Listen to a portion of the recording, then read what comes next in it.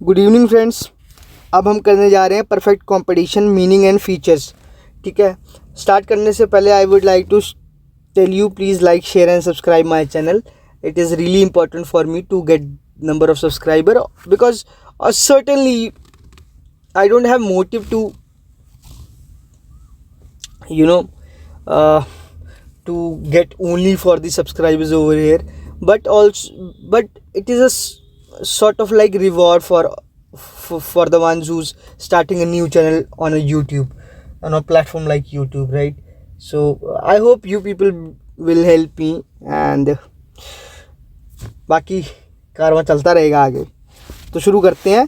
Perfect competition meaning and features. ठीक है, perfect competition refers to market situation in which there are large numbers of buyers and sellers among of homogeneous product. ठीक है, perfect competition क्या होता है? वो market होती है, वो मार्केट सिचुएशन होती है जहाँ पे बहुत सारे बायर होते हैं, बहुत सारे सेलर होते हैं of homogeneous product. Homogeneous product का मतलब होता है एक जैसे दिखने वाले प्रोडक्ट, सेम तरीके के दिखने वाले product. The price of such product is determined by industry with the market forces of demand and supply. All firms sell their products at this price, thus there is only one price which prevails in market. ठीक है, ये क्या बोल रहा है कि the price of such product is determined by the industry. Industry determine करती है कि प्राइस क्या होना चाहिए उस प्रोडक्ट का, with reference to product with effect of या with the market forces of demand and supply. मतलब मार्केट डिसाइड करती है कि क्या प्राइस होना चाहिए, और मार्केट भी कैसे डिसाइड करती है कि जब जो फोर्सेस हैं डिमांड एंड सप्लाई की, वो डिसाइड मेनली करती हैं कि किसी भी चीज़ का क्या प्राइस होना चाहिए. ठीक है, all firms sell their product. सारे फर्म्स जो हैं अपने प्रोडक्ट को सेल कर देती हैं एट दिस प्राइस. जो प्राइस इंडस्ट्री डिसाइड करती है और वही सेम प्राइस डिसाइड होता है, मतलब मार्केट फोर्सेस डिसाइड करते हैं of demand and supply decide करती है कि क्या प्राइस होना चाहिए. उसी प्राइस को फॉलो करती है इंडस्ट्री और उसी पे सारी चीज़ें बिकती हैं. Thus there is only one price. तो सिर्फ परफेक्टली कंपटीशन में सिर्फ एक ही प्राइस रहता है विच प्रिवेल्स इन द मार्केट, और that price is calculated by the market forces of demand and supply. ठीक है, DS वॉटसन ने क्या कहा था परफेक्ट कंपटीशन के बारे में? In perfect competition the number of firms is large. मतलब नंबर ऑफ फॉर्म लार्ज होंगे. Their products are homogeneous in nature. In addition the firm have perfect knowledge of market. जो ठीक है, पर जो फर्म्स होती है उनको परफेक्ट नॉलेज होती है मार्केट की, कि मार्केट में लोगों को क्या चाहिए, क्या प्राइस पे चल रहा है, क्या तरीके चल रहे हैं. Resources are perfectly mobile. Resources एक जगह से दूसरी जगह ट्रैवल कर सकते हैं. ठीक है, a firm is just a price taker. जो फर्म होती है वो जस्ट प्राइस टेकर होती है, क्योंकि इंडस्ट्री ऑलरेडी प्राइस सेट कर चुकी होती है कि इस सेट पे, इस प्राइस पे आपने चीज़ें बेचनी है. ठीक है, and can not influence price of the commodity. इसीलिए जो फर्म्स होती हैं वो प्राइस को इन्फ्लुएंस नहीं कर सकती. ठीक है, so let's begin with the features, और we can say that assumptions of perfectly competition market. ठीक है, पहला क्या है कि large number of buyers and sellers. There will be large numbers of buyers and sellers. ठीक है, there are large number of buyers and sellers but they have no effect on price. Large number of buyers और seller तो है, लेकिन उनका कोई effect नहीं होगा किस पे? प्राइस पे. It means that no single buyer और seller can affect the price by changing his demand और supply, as they all contribute to a very small proportion of entire market. क्योंकि वो बहुत स्मॉल प्रोपोर्शन को represent करते हैं market में. So they don't have the rights to influence the prices, to influence the price of the commodity. ठीक है, वो अपने प्राइसेस को चेंज नहीं कर सकते किसी भी कीमत पे. मतलब कोई भी सिंगल सेलर या बायर किसी भी लेवल पे किसी भी तरीके से प्राइसेस को अफेक्ट नहीं कर सकता. ठीक है, प्राइसेस किससे डिटरमाइन होंगे? Market forces of demand and supply से, उसके अलावा किसी भी चीज़ से नहीं. ठीक है, withdrawal by some of the buyers और seller will not have any effect on the price of the commodity. मतलब कोई सेलर कह दे कि मैंने इस प्राइस पे नहीं खरीदना, कोई बायर कह दे मैंने इस प्राइस पे नहीं बेचना, उससे मार्केट में कोई फ़र्क नहीं पड़ेगा. ठीक है, क्योंकि वो इंडिविजुअल है सब.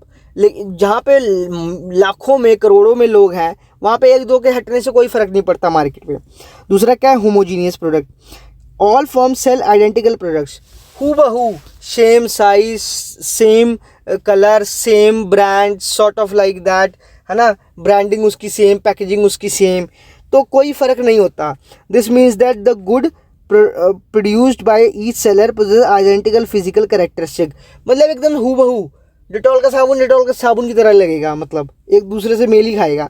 And are uniform in every way, colour में सेम होते हैं, साइज में सेम होते हैं, शेप में सेम, क्वालिटी में सेम। नो सिंगल सेलर, कोई भी single sellers product is preferred to that of any other seller because both the product and producer are standardize. वो कह रहा है कि कोई भी सिंगल सेलर्स प्रोडक्ट प्रेफर नहीं की जाएंगे किसी दूसरे सेलर पे, ठीक है, बिकॉज क्योंकि दोनों के जो प्रोड्यूसर है और जो उसका प्रोडक्ट है वो दोनों ही स्टैंडर्डाइज्ड हैं, उनमें कोई फ़र्क थोड़ी है। तो आप क्या चूज़ करेंगे, ये सेम साबुन इसकी दुकान पे भी वही मिल रहा है, दूसरे की भी वही मिल रहा है, तो क्या फ़र्क रह गया, ठीक है। इसका मतलब होता है होमोजीनियस प्रोडक्ट, जो एक तरीके से दिखने वाले प्रोडक्ट होते हैं। अगला क्या है, third one is the perfect knowledge. Perfect knowledge होती है ऑल बायर्स, सारे बायर्स को होती है, सारे सेलर्स को होती है। इन the market produce perfect knowledge, सारे बायर सारे सेलर्स को सारी नॉलेज होती है मार्केट के बारे में, क्या सिचुएशन चल रही है, क्या डिमांड चल रहा है, क्या सप्लाई चल रही है, किस प्राइस पे चल रही है, वगैरह वगैरह। Both of them knows the uniform price prevails for homogeneous product, उनको पता होता है कि होमोजीनियस गुड के लिए क्या प्राइस चल रहा है मार्केट में। Thus no buyer will offer a high price, इसलिए कोई भी बायर हाई प्राइस नहीं लेगा than the prevailing one, and no seller will sell at the price lower than the prevailing price. कई लोग सोचते हैं कि हम कम पे बेचेंगे तो हमारे पास लोग ज़्यादा होंगे, लेकिन परफेक्ट कंपटीशन मार्केट में आप ये कर ही नहीं सकते, ठीक है। जितने का प्राइस तय हो गया उतने पे बेचना है और उतने पे खरीदना है। Accordingly a single price of the product must prevail in the market, इसीलिए एक सिंगल प्राइस प्रिवेल होता है पूरी मार्केट में।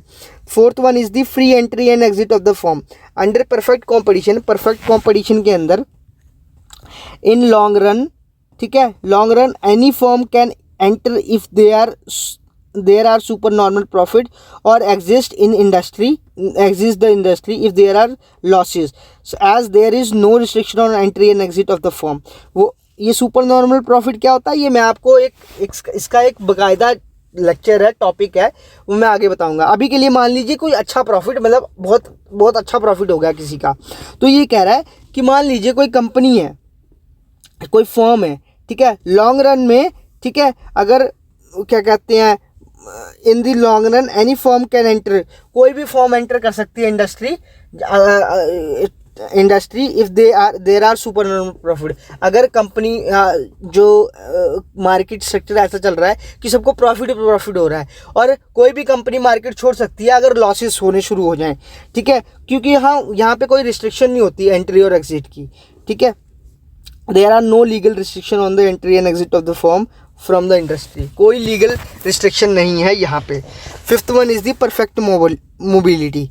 परफेक्ट मोबिलिटी में क्या है, there is perfect mobility of factor of production within the market, मतलब एक परफेक्ट मोबिलिटी है ऑफ फैक्टर ऑफ प्रोडक्शन, कोई भी लेबर, कैपिटल, ठीक है, लैंड, कहीं यहाँ से वहाँ शिफ्ट हो सकती है, कोई प्रॉब्लम नहीं है, ठीक है। लैंड तो नहीं, लैंड तो प्रॉपर रहती है, पर आप एक ज़मीन छोड़ के किसी दूसरी ज़मीन पे चीज़ें लगा सकते हो, ठीक है। Which ensures uniform cost of production in whole economy, uniform cost of production रहती है पूरे एक इकॉनमी में, ठीक है। देर मतलब ऐसा नहीं है कि लेबर अपनी मन मर्जी चाहे प्राइस चार्ज कर लेगा, वो सेम ही प्राइस चार्ज करेगा जो भी डिसाइडेड होता है, ठीक है। There is no occupational restriction on the movement of the factor, आप एक फैक्टर को दूसरी फैक्टर्स पे दूसरी जगह शिफ्ट कर सकते हो, ऐसी कोई प्रॉब्लम नहीं आएगी, ठीक है। They can move to the industry which offers the maximum, वो किसी और इंडस्ट्री में भी जा सकते हैं जहाँ पे उनको मैक्सिमम ऑफर किया जाता है, ठीक है।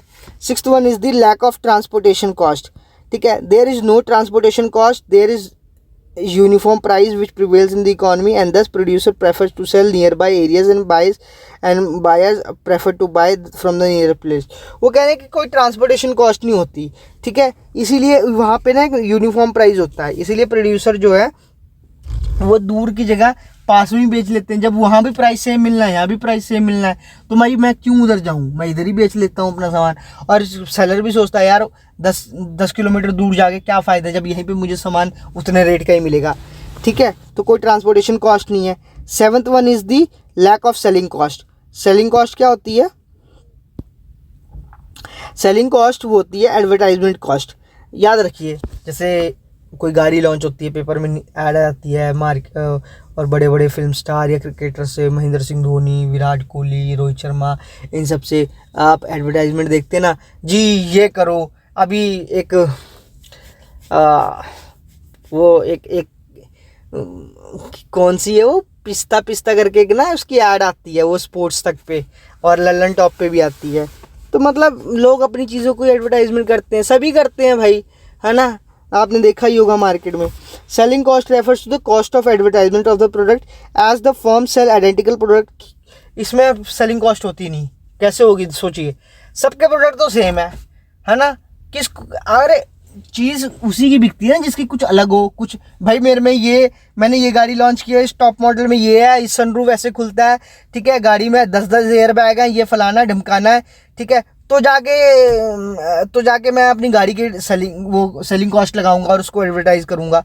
जब मुझे पता है कि भाई मेरी गाड़ी बिल्कुल सेम है साथ वाली की गाड़ी से, पूरी दुनिया में जितनी भी गाड़ियाँ हैं मेरी गाड़ी बिल्कुल सेम है, ठीक है, मेरी स्विफ्ट सब बिल्कुल सेम है, मेरी बलिनो सबसे सेम है, ठीक है, दुनिया में सिर्फ बलिनो हो, तो क्या एडवर्टाइजमेंट कॉस्ट लगेगी उस पर, जब सबके पास ही वही गाड़ी है, जब सब बिकनी वही है, लोगों ने खरीदनी वही है, तो उसकी आप एडवर्टाइजमेंट करेंगे तो भी वही खरीदेंगे, नहीं करेंगे तो भी वही खरीदेंगे। तो एडवर्टाइजमेंट कॉस्ट तो यहाँ जीरो आ जाएगी, यानी सेलिंग कॉस्ट जीरो हो जाती है, क्योंकि प्रोडक्ट आइडेंटिकल है।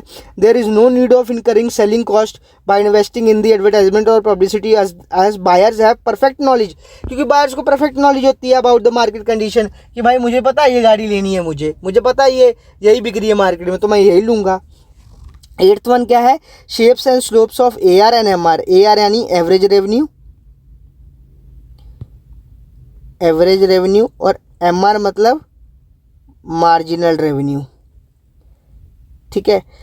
AR and MR curves are perfectly elastic. ये परफेक्टली इलास्टिक कर्व्स होती हैं किसमें? परफेक्टली कॉम्पिटिटिव मार्केट में। जैसे शेड्यूल देखिए आप, 1 2 3 4 5 ये नंबर ऑफ यूनिट्स हैं, क्वांटिटी जो सोल्ड हुई है, प्राइस इनका 10 प्राइस सेम ही है, टोटल रेवेन्यू 10 20 30 40 50, मार्जिनल रेवेन्यू 10 ही है, एवरेज रेवेन्यू 10 ही है, तो मतलब AR is equal to MR, ठीक है।